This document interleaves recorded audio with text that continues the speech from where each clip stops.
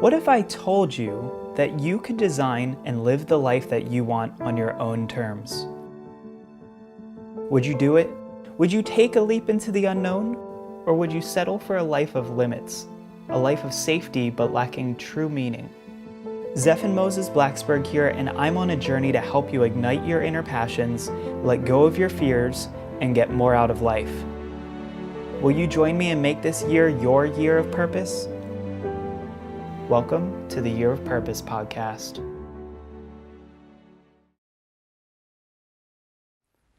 Hey everyone, Zeph and Blacksburg here from the Year of Purpose podcast, and today I have an amazing friend of mine, Misti Burmeister. Now, Misti is a speaker and author, also a blogger, and an amazing friend and mentor to me as well, and I'm so excited to have her here today. Misti, thanks for spending some time with me.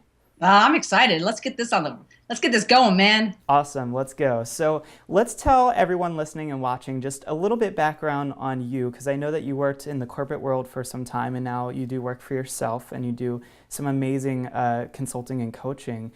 So tell me a little bit about how you got to where you are now and where you were maybe 5 or 6 years ago. That's funny. I had a very short stint, Zephin, in the corporate world. It lasted about 4 months.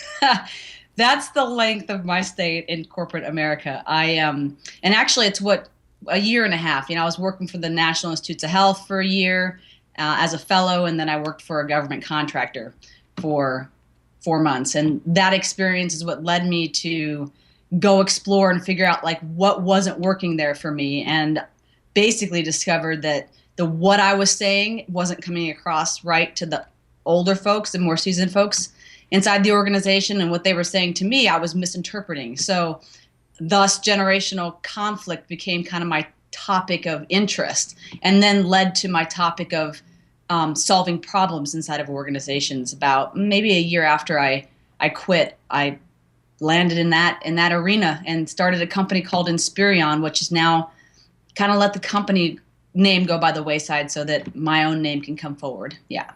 Great. And so 10 years ago. 10 years ago. Very nice. So you have definitely come a very far way since then. I've been fortunate enough to hear you speak a couple of times and, to read your blog and check out a lot of the stuff that you've done. It seems like feedback now is something that's like a really big, important thing to you, and giving good feedback, which of course probably leads to better communication in the workplace and better functioning overall. How did you fall upon feedback as being one of the sources or key things that needs to be worked on inside of a business? I think one of the greatest challenges in leadership, Zephin, is understanding, number one, how to receive feedback, because if you know how to receive it, you know what your team is telling you about how you're doing as a leader. And if you know how to give it in such a way that people want to and they're inspired to grow and develop, then you've got the most important fundamental key to being effective in your ability to provoke greatness or to lead. So, you've addressed a really great topic here, feedback, but I'm sure you might have seen this coming. How can we, A, give better feedback, and B, what should we try to not do in order to give better feedback? Well, let me also answer a little bit more of your first question there, which is how did I come upon this topic? And I think just like most people, like you, like most people, I've struggled with receiving feedback that felt like a knife in the chest, and like turning it back and forth. And a wise person once told me, Misty, it's like gifts wrapped in crap. It smells bad, but if you can just get beyond the layers and get to the gift inside, you'll be in good shape. And so I've always sort of seen feedback that way, and I've seen so many people struggle with when somebody tells them that what they're doing isn't working, or how do I take that feedback and make it useful to myself? So I've been asked that question so many times. That's what prompted me to start writing about it. What was your second question there? Yeah, more of just going into how to give better feedback. Well, the the do's and don'ts, what we should or shouldn't do, when we're talking to others and giving feedback, because a lot of people ask our opinion all the time as business owners and as creatives and people who are doing these things. You had just asked my opinion of something the other day, and obviously I want to make sure that I'm giving you what you're looking for, but, I want to be nice about it. I don't want to do that whole knife into the heart sort of deal. So, what could someone like myself, if someone were coming to me for feedback, what should I do and what should I try not to do? What an awesome question. I'm going to answer it in two different ways. Okay. Right? So the question is, how do you get better at giving feedback? And I think Rich Fairbanks, CEO, founder of Capital One, said it best when he said there's almost a direct correlation, he said, between the folks who rise in his organization and the folks who actively seek out feedback. So that's part of my answer, in that you're asking, how do you get better at giving feedback? You get better at giving feedback by going out and asking for feedback. Because the more you ask for feedback and the more that you challenge your own heart and challenge yourself to adjust and to hear the negativity or what feels like negativity or criticism and shift based on what you're hearing, you know what that feels like. And as a result of knowing what it feels like, you're naturally going to adjust the way that you say things to others so that you don't upset them. Not that we have any control over that, honestly. But if you're the person out there seeking feedback constantly and willing to hear the hard things, people are going to know that about you, and they're going to be more apt to receive feedback from you. A lot of us, when we receive feedback, at least when we're not used to asking for it all the time, probably close off a little bit and get a little bit defensive. I mean, obviously, especially if we're asking for feedback on something that's really important to us, something that we've slaved over and put all this effort into. So I'd imagine it's pretty hard at first to get used to this, having other people tell you what they think and being able to absorb it without trying to fight back right away. That's the number one reason right there that people don't give feedback, is because of the defensiveness, and then you have to feel bad because you hurt their feelings. And yeah. Do you think that we should also make sure that when we're giving feedback that the person asked our permission? A lot of people are just quick to criticize, right? Like, as humans, it's kind of in our nature to have opinions and look at other things people are doing. What's a good way to go about saying, hey, can I tell you what I think about this, in a polite way, and maybe they don't want to hear anything right now and it's just not a good time for them. How should we approach giving it to them? Well, I like what you just said there, which is basically to ask permission to give somebody feedback. And in the case when you really don't have a very strong, trusting relationship with somebody, absolutely ask, is it okay to share with you my thoughts? And sometimes people will say no. In fact, I was with my dad this weekend. Zeph, and I just got to tell you real quick. And my parents are moving back to Colorado, and I'm helping to pack up, and my mom likes to buy stuff and my dad likes to keep stuff. That's how it goes, right? And so they have a lot of stuff. And I asked my dad, because they were having a little bit, how parents do, you have a little bit of a tiff about, what gets kept, and my mom's trying to get him to get rid of stuff. How that goes. And so my dad and I are by ourselves, and I said, so Dad, I'm just wondering, can I ask you this question? And I asked him the question, have you guys created any rules around, what you're going to keep and what you're going to discard? He goes, nope, you can't ask me that question. I was like, fair enough. Fair enough. Then I won't go any further. You want to keep arguing back and forth? That's cool. So, the people will they'll tell you whether or not they want your feedback. And, I think another question, a good question that I get a lot is, how do you keep the feedback coming in? Especially when that feedback feels so difficult on us, like we're going to explode and punch them in the face, right? Right. Well, and anytime that's the case, anytime we're defending against something somebody else is saying, there's some truth to it. Because if there wasn't, then we would have no reason to defend. So the more you open yourself up to without self-judgment, right? Mm-hmm. Without judging ourselves that we're bad or wrong or right? If we can, go ahead. Yeah, you just cut out there for the last second, just what you said on that last sentence there about bad or wrong. Yeah, the feedback doesn't mean anything about us. Really what it means about what the criticism means, or the feedback means, is how we're coming across in somebody else's world. So if we care about how we're coming across in another person's world, which probably there are other people similar to that person giving you feedback, if we care about it, then listen. But it's hard to listen when you're reacting inside, right? So there's this little thing in the base of our brain. You might know about this. I don't know if your listeners do or not, but it's called the amygdala, the base of our brain, and it's sort of the fight, flight, or freeze. And when we're reacting because there's danger, that's a really valuable thing to have us to get into movement or something like this to save our lives. But when it comes to feedback, we also get triggered, and the amygdala goes haywire. And the best thing to do in that situation is to breathe, because what happens is literally the blood cannot get beyond the base of the brain to the frontal lobe. And the frontal lobe is where reasoning happens. All right, so if you can't get to reasoning, then you're only going to say something that's reactive, that's defensive, that's going to cause a problem. If you can breathe and process what the person said, maybe even journal about it, then you can start to see maybe some truth in it, or at least it's true for them. And then you can ask them, well, first of all, thank them. So you breathe first, and then you say, when you figure out how to do that, you say, thank you, right, for giving me this feedback, because without it, then I can't grow, I can't learn.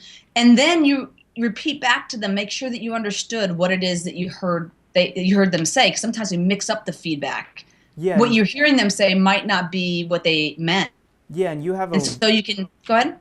Yeah, and you have a really good system of doing that. It was something along the lines of like, is this it? Did I get it? Is there more? Tell me about that. Yeah, I actually learned that originally. It's taught in many different ways, but I learned it originally in Imago therapy, Imago, Imago therapy. It's couples therapy, and basically it's image therapy. So you're doing therapy on you're understanding your own patterns that were created from a very young age. So in Imago therapy, they teach you in order to better understand people. The listening part of it is, so what I'm hearing you say is, and then you fill in. Which is enormously difficult if you're not really actually paying attention. What oftentimes I see people do is just parrot, which you're not actually listening if you're just parroting, right? You've got to synthesize what somebody said and share with them how you heard what you heard, right? So what I'm hearing you say is this: did I get it? And if the answer is yes, then is there more? And if the answer is no, then you let them go again, and then you repeat that. Anytime you ever meet somebody that repeats themselves 1,000 times, it's because they don't. So try this one. What I'm hearing you say is this: did I get it? Is there more? Until there's no more. And for the people that there really is never an end, then you just kick them in the shins. It sounds like a good solution to me. So it looks like step one is really to be asking for more feedback from others. Step two is asking permission to be able to give feedback to others. So it's kind of a two-way street. And then the third one is really just working on your reaction and your response to it. So going back to that breathing concept of making sure that we can handle that knife stab to the heart, and that we can kind of take it and run with it and learn from it. And you're very good at that. You've gotten much, much, much better yourself. Every day and every week, we keep learning and growing, don't we? Yeah. So Did I get it? You did. Is there more? That's it for now, babe. Cool. So let's jump into another topic here, because you have some really exciting stuff that has happened both in the past and new stuff coming up. Tell me a little bit about your book, your ebook that you have just released to the public. It's called Shift, Turning Fecal Matter into Feedback That Matters, because I know that you brought up that idea of turning crap into gold. So, we just chatted about that a little bit back there, but tell me a little bit about, just the motivation behind this ebook and what is actually in it, what people learn from it. Well, what's interesting is the world tells me what to write about, and I just don't always know what I'm writing about.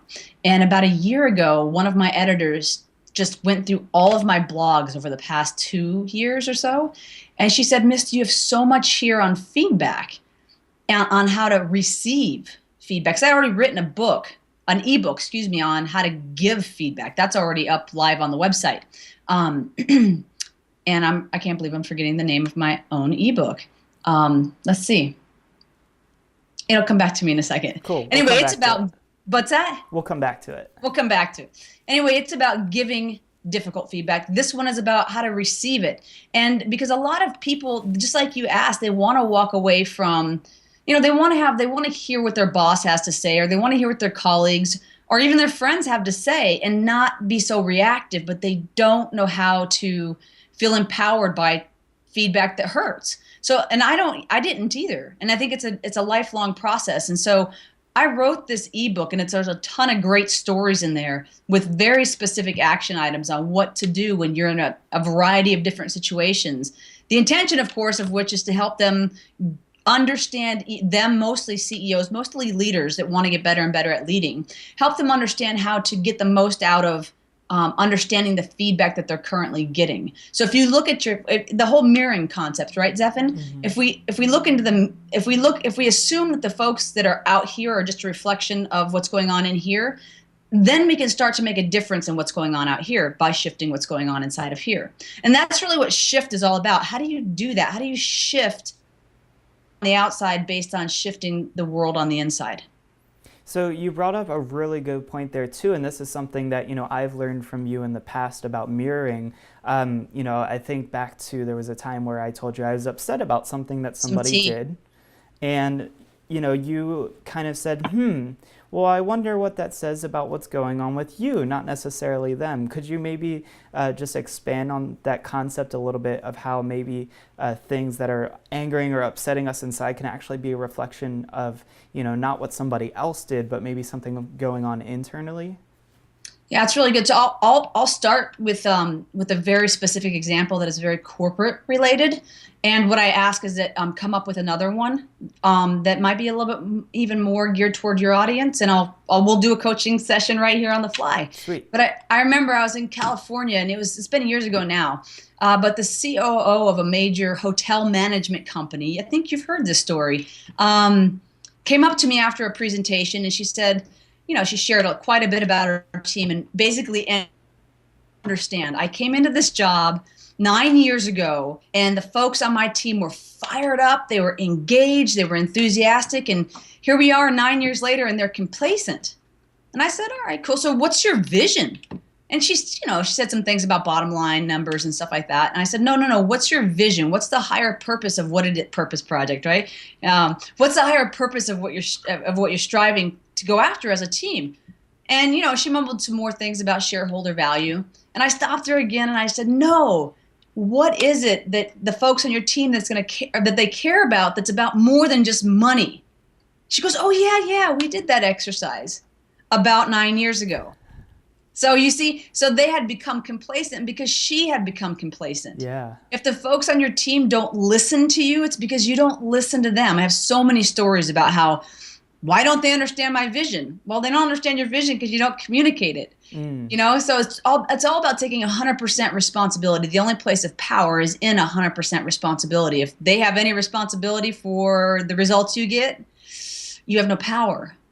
So keep the power, take responsibility, and go, who am I being so that X, Y, and Z? And the more you ask the question, the deeper you dive and the better results you'll get.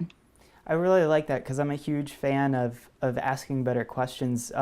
You might not have seen it, but there's this movie, I, Robot, with Will Smith, and essentially the creator of these robots that are, have AI, like they understand the world around them. They're trying to find out why or how one of the robots might have actually killed the creator of these robots. But the creator left behind this hologram that you can talk to and interact with. So they're trying to figure out how he died. And the hologram pops up, and Will Smith, who's the police officer investigating, is like, how did you die? What happened? And he goes, that's not the question to ask, or something along those lines of I can't answer that right now, or something like that. And I think it's really important to just kind of take that lesson from that of maybe we're just not asking stuff in the right way, or we're not asking the right question, of ourselves or even of others.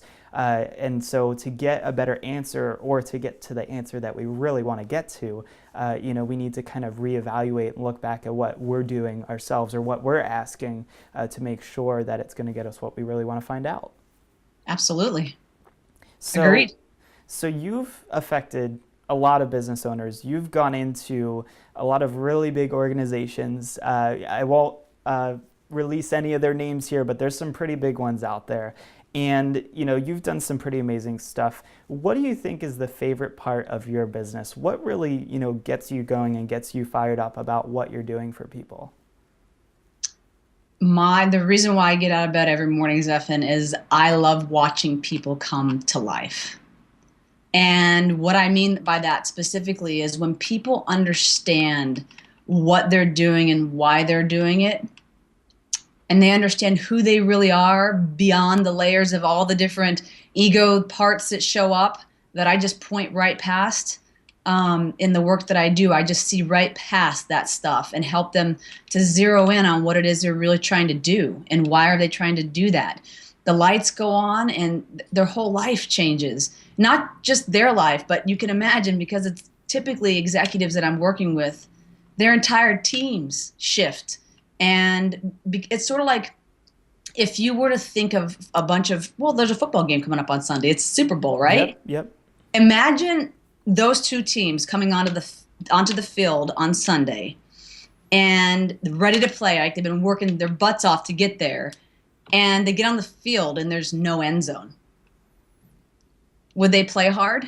Absolutely not. For what? Because they don't know where to get to. They don't know where to get to, but yet most leaders are running their businesses void of any sort of an end zone, void of specific goals. I mean, other than financial, good at that, right? But when it comes to developing their people, when it comes to identifying the most important critical solution that they're providing that makes a difference for their customer, they don't take the time to really think about what it is and why they want to do that. Why is it important to them? And because they don't identify it, they end up barking orders and getting irritated that other people don't know what they don't know. And so when they can get some clarity around that, all the communication issues start to go away. Like the generational conflict issues are there because people don't know how what they do is contributing to something greater. And in addition to that, they don't know how to continue growing themselves because there's other people that are in the way now. And so competition starts to form, and we think it's conflict as a result of age. But at the end of the day, every single generation wants the same basic things. They want to feel like what they do matters, opportunities to grow, and some form of feedback. Pretty simple. So if as a leader you can, it changes lives, it changes businesses, it changes teams, it changes families, and that's what I'm all about, man. Bringing people to life. That's really awesome. So if you were to look at, a group of people who maybe they haven't been brought to life yet, right? What if you could only give them one piece of knowledge? What is like your one thing that you would want to say to them to just get them pumped up and going, or at least thinking differently? So this is a group of people that really want to be doing something that's meaningful. Give me some more context, because there's two different kinds of people. Yeah, so let's assume that these are people who want to make a change. So I'd like to talk to both people who are in the corporate world and perhaps are not having the experience that they hope for. So them, as well as perhaps entrepreneurs or people interested in the entrepreneurial pursuit, and want to make sure that they get really fired up about it. There's a want for it. There's not necessarily a necessity for it, but there's an intention to want to be there and to want to be fired up in each of them. If you could just give them one thing to kind of push them over the edge and be like, all right, let's go. What would that be? Gosh, you know what the number one thing, Zephan, is get rid of. Actually, I won't even say get rid of. The number one thing is get curious. Right? So we don't know, most of us don't know what it is that's going to necessarily fire us up. And we wait and we wait and we wait, hoping that somebody's going to tell us what we should do, right? Not only what we should do, but what's going to make us happy. And most of us expect that leader is going to put that opportunity right in my hands, even though I've done nothing necessarily to make the opportunity happen, right? At the end of the day, the only person that can help you discover what fires you up is you. And the first thing to do, if you're in a place where you just don't know, Get curious and get into action. Go to something you've never gone to before. Go learn a skill you've never learned before. Like take a class that you would never think that would be something. You're just kind of interested in it. Like I remember when I got stuck, and we all do this. We all get stuck. And when I got stuck, it was farming that interested me, and I struggled so hard with letting myself be interested in farming, Zephan. Like, I got to focus on bigger things like leadership and like helping people grow. What is this farming thing? Right, but right. when you know that not even a year later, I got a chance to learn a lot about how food is grown and yada, yada. That was pretty exciting and fun. And it's what turned my lights back on. And then I get this major opportunity with the Environmental Protection Agency, which was just awesome. And so if we can let go of trying to force things and try to be somebody and instead allow ourselves to give and to and to be lit up and to be excited and take responsibility for that sense of excitement in our man, just one small step at a time can make the biggest difference in the world. But you got to stay curious. You got to stay open. You got to keep learning. Yeah, it's you know this better than anybody I know, Zephan. Yeah, there's that old Steve Jobs quote of, stay hungry, stay foolish. It's a huge thing in my life, not only because I worked at Apple, but just I think it makes sense, right? Like it just really, I connect with that idea and that concept. And I kind of did the same thing you did with the farming was rowing. Someone had told me I was going through, a really stressful time. I wanted to find a better outlet for that. And someone said, you should try rowing. And I'm, first impression, I'm just like I would never do that, right? Like, right. You kidding me? Like, I couldn't see past it because I hadn't even tried it yet, right? So like I just had this fake opinion of it that wasn't even based on anything. It turns out, I took up an intro to rowing class. I moved into like a more competitive advanced class, and next thing you know, did a couple races by the end of the first season, and I'm super stoked now to go back once the weather starts to get warmer and to do that again. Well, you don't want to do it in 30-degree weather? I don't understand. No, need a row in water, not in ice. That would not be very fun. No. So you've been through obviously way more than I have. There's a bit of an age difference here, so I know that there's a lot of things for you to teach other people, a lot of things that you've experienced and that you've learned over time. If you could just go back and look at your life as a whole, was there any one decision that you made that you look at it as being, this is the best decision I ever made because it was crucial to getting me to where I am right now? Zephan, I'm not that far in front of you. And boy, that age, that number thing. Anyway, I'll stay focused on your question, which is no, there's not one. But I can tell you there are many, and I could name easily right now several dozen small decisions that happened over time. It's, I think it was Zig Ziglar that said, while the hurricanes and the tornadoes get all the publicity, did you know it's the termites that do the most damage? They take these little itty bitty bites, and over time they destroy buildings and displace people. Well, the same thing is true on the opposite side of that. The things that change our lives, it's sort of like, do you eat a Hershey bar? Like Jim Rohn used to talk about this before he passed. Amazing guy, Jim Rohn, check him out. Do you eat a Hershey bar, or do you eat an apple a day? It's that simple of a choice. Do you exercise, or do you eat the Doritos? Or do you sit on the couch? Do you watch TV, or do you read something that's educational every day? So these small little decisions every day added up. Obviously, these things are called habits, and I did not start with the best of habits. Speaking of Doritos, I literally, your listeners should really know this, Zephan. I could eat an entire bag of giant, extended, king-size Dorito bag of chips, almost the whole bag, and whatever was left, I'd lick the cheese off the chips and put them back in the bag. Yeah, I did that. So that was obviously not the greatest of decisions, but it's great that you've been able to reinforce new habits to take over those old habits. And so it sounds like, there's a lot of small, tiny decisions, like you said with that quote about the termites, that ultimately get you to where you are. So, transformation can obviously happen through big decisions, right? Like like, you know, people decide to have a child or to get married. Like a lot of transformation happens there. But ultimately, transformation as a whole and our life as a whole happens out of these smaller moments that really come in bite-sized pieces rather than eating, as you say, the whole Hershey bar or the whole Doritos bag. Right. Right. So is there anything that, as far as mentors and books go, you know, you recommended a couple of speakers and authors to listen to. Are there any one or two right now that you're really big on that you might recommend to everybody listening in? Yeah, so Byron Katie, Brene Brown, Seth Godin,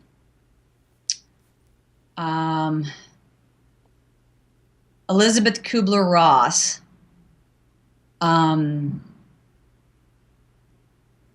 let me give you some specific books. So Loving What Is. Okay. A Thousand Names for Joy. Those are both by the first author that I mentioned. Yep, we can look that up and we'll put that in the show notes for everyone. Cool. Byron Katie. Yeah, she's amazing.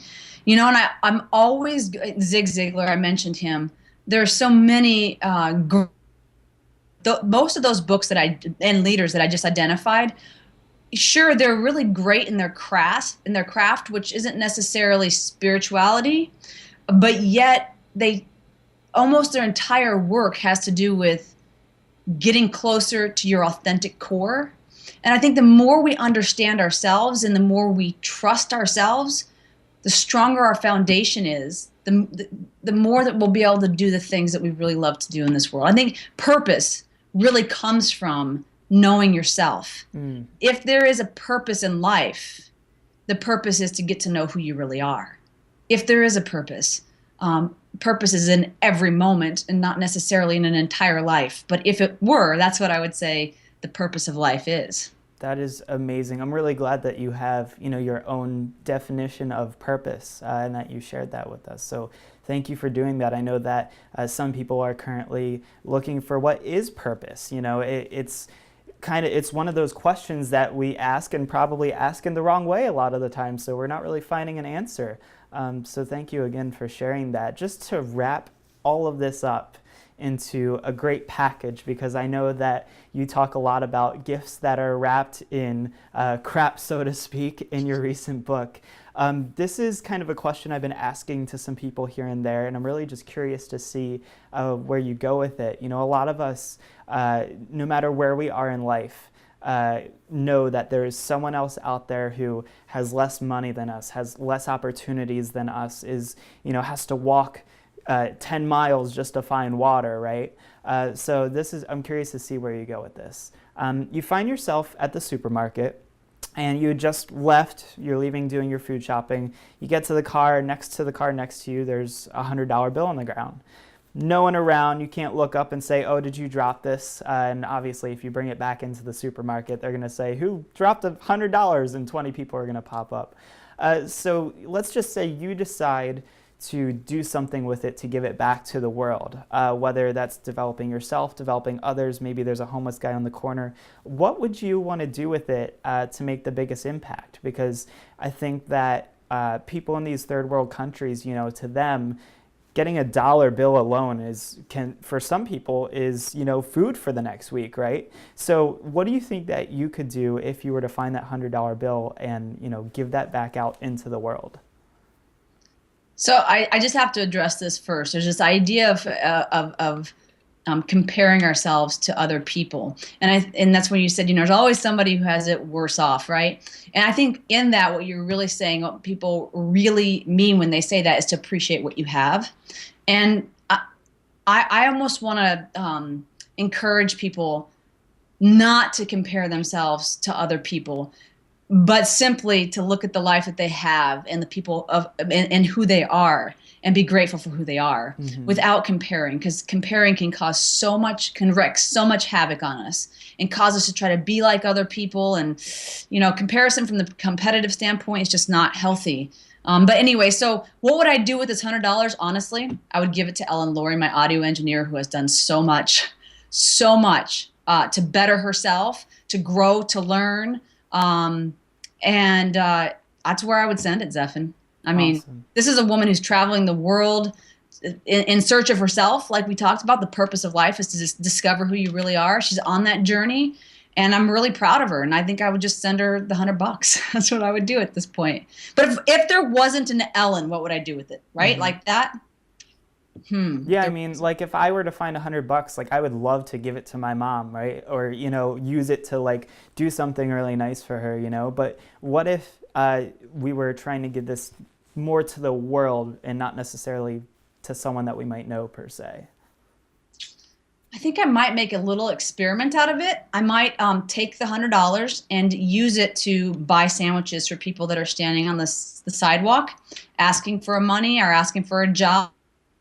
Maybe even I'd bring them a lot more than a sandwich so that they could go do whatever they felt was necessary with the food. I'd probably do something like that. Awesome. I can really appreciate that. There's a concept that I'm working on right now that hopefully I'll be able to approach later on this year of essentially building backpacks and stuffing them with stuff and being able to take them to the homeless people out here, because I do a lot of work between DC and Baltimore, driving back and forth through both cities. And, I drive through Baltimore City to get there and see people on the street corners. I get into DC and just getting off the highway, there's people on the street corners. And then I see it again coming back home at night. And, last night, actually, I was approached by someone. I was at a red light downtown Baltimore City, 10, 11 o'clock at night. A gentleman literally walks right in front of my car at a light.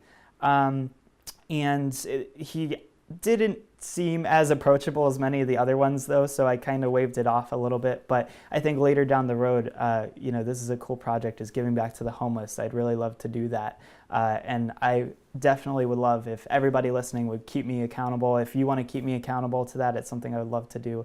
But the topic of helping the homeless, I think, is really awesome. So thank you for giving that to us. And thank you so much for, giving your gift to the world. You've got a ton of books, a ton of videos and things online. What is the best place for people, A, to, get your ebook, but B, just to find out more about you? Measurablegreatness.com. Yep, that's it. And if you want to message me directly, it's just MB for Misti Burmeister at measurablegreatness.com. Would love to hear from you. Awesome. So you guys, A, need to check out her podcast because she has a podcast. B, go ahead and check out and download her Wait a minute, ebook. that podcast is called Provoking Your Greatness. Awesome. So check out Provoking Your Greatness podcast. Go find her ebook. It's called Shift. That's also on your website, right? Under Greatness Store. Awesome. And then, of course, you should go ahead and contact Misti as well.